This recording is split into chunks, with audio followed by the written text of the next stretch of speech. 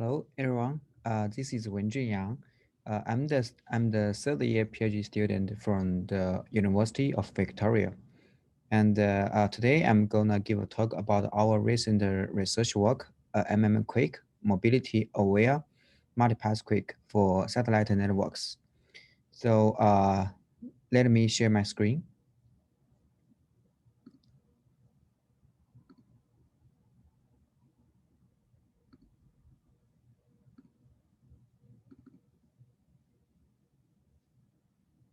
Okay.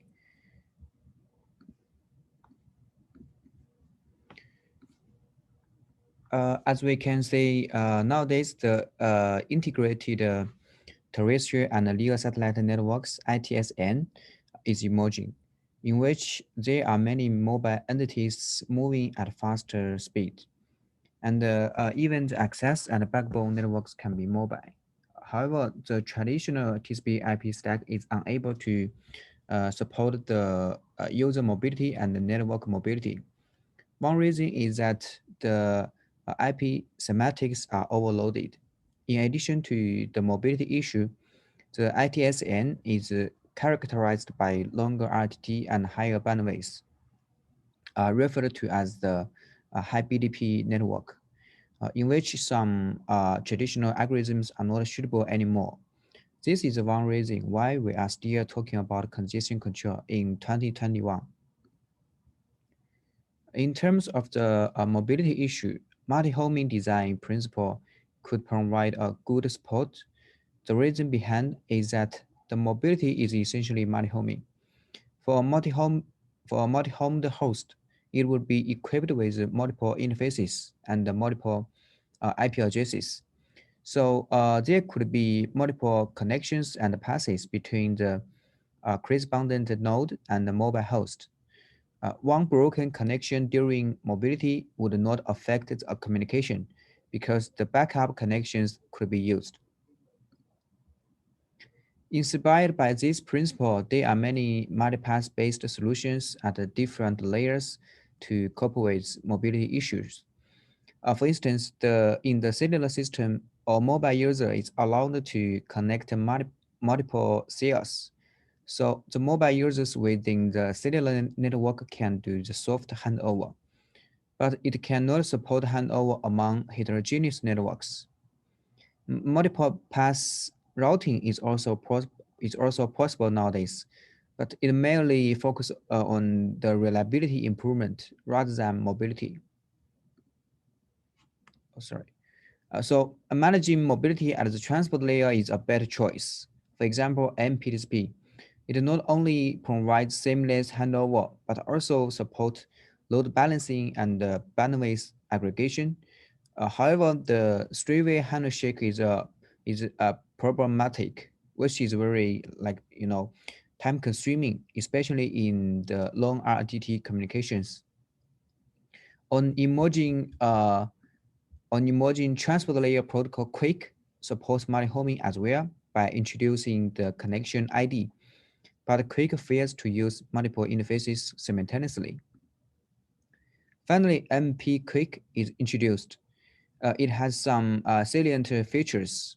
First, it spends zero RTT to restore an old connection, largely reduce the overhead of connection recovery.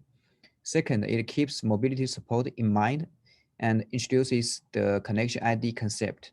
So the connection is no longer associated with an IP address and is robust. Last but not least, is implemented at the application layer. So the kernel change is no need for now. It is easy to deploy as long as the user want. So in this figure, it is a MP quick enabled ITSN framework. We can say the MP quick can support multiple passes between the end terminal A and B, and it can improve the reliability or throughput for the system. But MP Quick is not purposely designed for ITSN scenario. It has selected a loss-based congestion control scheme, or AIA, as standard algorithm. which is not so much with ITSN. For instance, some packet loss may caused by handover or atmospheric factors.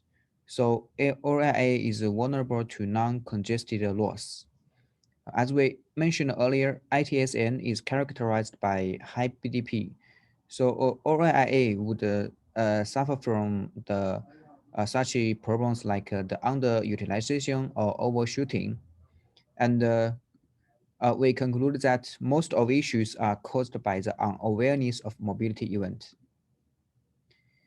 If we look at the existing solutions with respect to congestion control algorithms, we can divide them into three categories, which are reactive, proactive, and others.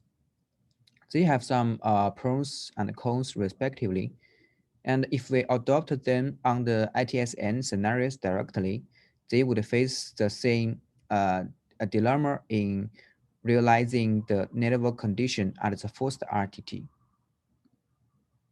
Then it motivates us to propose Quick to deal with the above issues.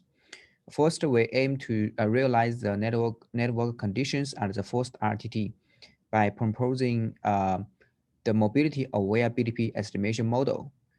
After obtaining the BDP information, we could utilize it to quickly start up the connection, thus shorten the slow start duration. Finally, we rely on the multipath fluid model to design the saving the changing behavior during the congestion avoidance phase to ensure the faster uh, convergence, convergency in high BDP networks. Therefore, once the event is affected by some unexpected event, for example, the handover or some other events, we can let it recover to a safe level quickly. Let's start the first design, which is BDP estimation model. In this part, our job is merely to obtain the bottleneck bandwidth (CR) and the round trip propagation delay (PDR). Then the BDP will be known. Also, to obtain these two values, we would leverage two special features of ITSN. First one is that the satellite ground link, as shown in this left figure, is most likely the botnet link. The second is that the satellite topology is of good regularity. So once the transport layer is aware of those information like the transmit power, noise power of the ground station, it can derive the data rate of the ground satellite link by using the equation 4. In other words, the bottleneck bandwidth can be estimated using this way. To estimate the propagation delay, the key is to know how many hops between the source node and the destination node. Due to the good regularity of the satellite network, we can easily predict how many hops are there, given the certain source node and the destination node. Eventually, we can also estimate the propagation delay. Thus, the BDP comes out. By taking advantages of the BDP value, we developed a quick start mechanism which can shorten the slow start duration. The key ideas behind the quick start are first, we set the slow start threshold to the BDP, then let it the increase to threshold as fast as they can. Second, because in the ITSN system, the multiple MP quick passes have some similarities. It means one pass's saving information can be the reference for the following pass. Then, if we start up a new pass, we can refer to the historical information of the old pass to select a good initial value for the new pass instead of starting from scratch. So this quick start can largely save the slow start time duration. Okay, up till now, I have introduced those mechanisms regarding to slow start phase. Next, I'm gonna introduce the congestion avoidance design with three design goals in mind. First, fade out a non-congested loss to avoid unnecessary window decrement. Second, make sure good responsiveness performance, which means the saving can converge quickly to a safe level after it is decreased. Last but not least, we have to ensure the total throughput of multiple subflows is no less than the throughput that a single pass TCP can achieve.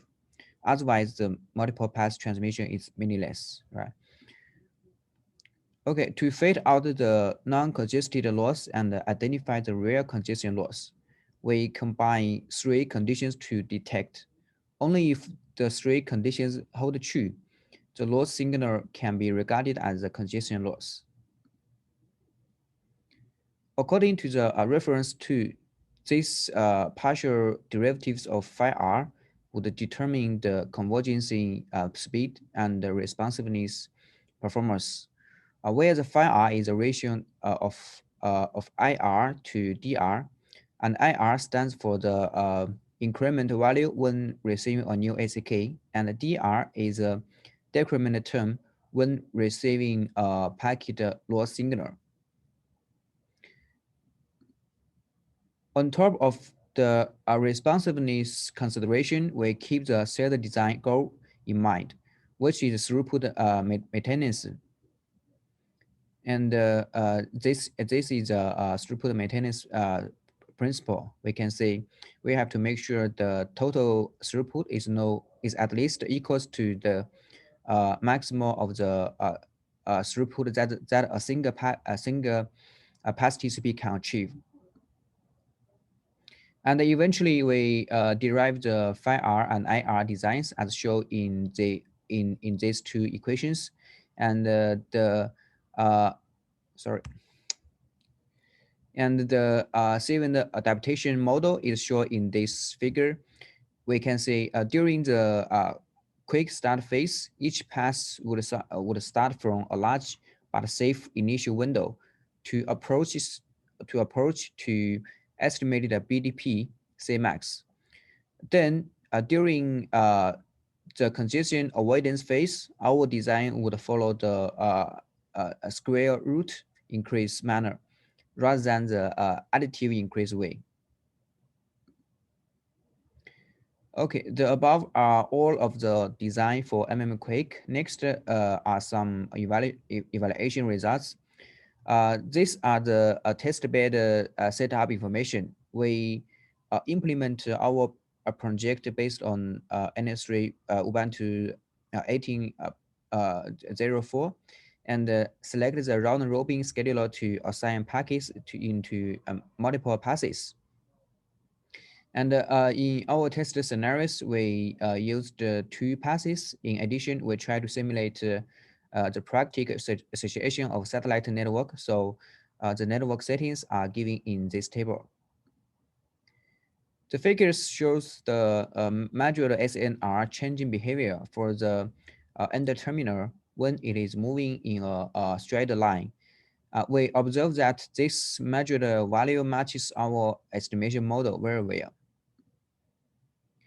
With respect to the saving the increment and the decrement, we realized that our design Quick decreases saving less frequently compared to the default ORIA algorithm. This benefits from the new approach to identify the congestion loss. Next, we evaluate the aggregated throughput performance. Two observations here. First, multiple pass transmission outperforms a single pass in terms of throughput. As we can say, both Quick and ORIA always have higher throughput. Second, because Quick is aware of when the handoff happens and where the bottleneck is. So it can always approach the upper bound of network capacity and obtain the higher throughput compared to the OIA. Finally, we tested the compilation time of transmitting certain amount of files under different BDP values. We can see the MMA Quake has the shortest compilation time in all cases. However, OAIA gets worse as the BDP keeps increasing. That's because in high BDP networks, loss-based algorithm OAIA spends a long time to converge to the exact network capacity, which causes undesirable compilation time performance. Okay, in another share, in this paper, we proposed a mobility-aware congestion control for Quick, including the designs of a quick start to shorten the slow start duration and a new congestion avoidance design in high BDP networks to ensure the faster responsiveness once the signal gets decreased. But on top of this paper, there are still some remaining issues to be explored in the following research.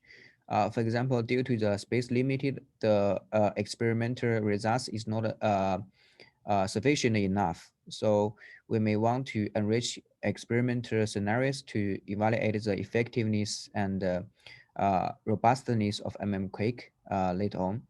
And there could be some trade-off between the responsiveness and the fairness. So we may want to take into account the fairness issue in our following design. And that's all. Thank you.